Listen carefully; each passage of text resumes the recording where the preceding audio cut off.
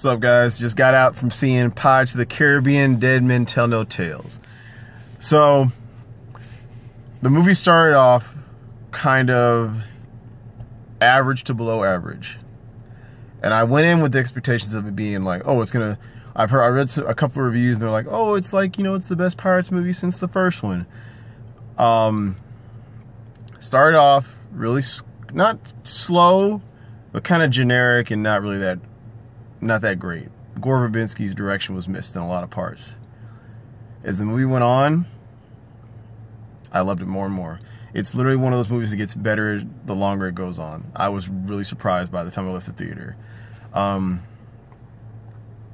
This was a good Pirates movie overall. It doesn't really hold a candle to the first one. I don't think any of them do. It's way better than 4 was. 4 was like crap to me. 2 and 3, I love. I don't love them as much as the first one. But they tied together kind of well, even though they didn't have to. And even though that wasn't the original intention. Like, it wasn't meant to be a trilogy. It was meant to be just a one-off thing. But, you know, the first one was a hit, so, like, they asked him for more.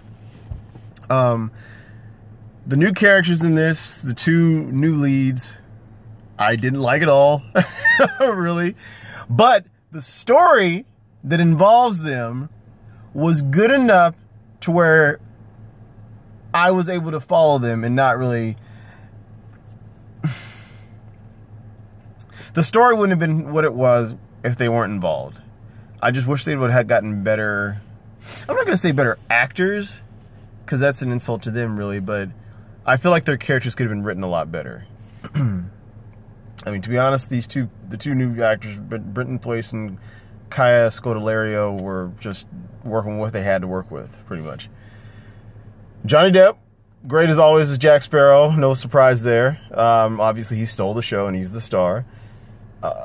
Great to see Jeffrey Rush back as Captain Barbossa. He also does great. Javier Bardem, good villain, decent villain, but pretty forgettable. Pretty forgettable. I'm only thinking about him now because I'm doing this review, honestly. Like, he's not a villain that makes me go, oh man, he was so great, you know? And Javier Bardem's a really good actor. But honestly, you kind of could have put anybody in that role for the most part. But I'm glad they put him in it. Let's see. The new directors, it's 2 people. It's a duo. They're kind of going the Russo brothers route. I don't think they're related. They're 2 different people, or they're 2 separated people. But they're not related. It wasn't. I just missed Gore Verbinski's direction, man. Like, it just felt like kind of. In some parts, it felt really flat. Like, action-wise, but, like, when the story had heart, it really, really had heart. Like, by the end of it, you'll be like, oh, man, I really like this, you know? Maybe they're playing up the nostalgia factor a little bit. Wink, wink. But by the end of the movie, I was like, you know what? I liked this. This was cool. I had a good time with it overall. Stay for after the credits. It was a nice surprise.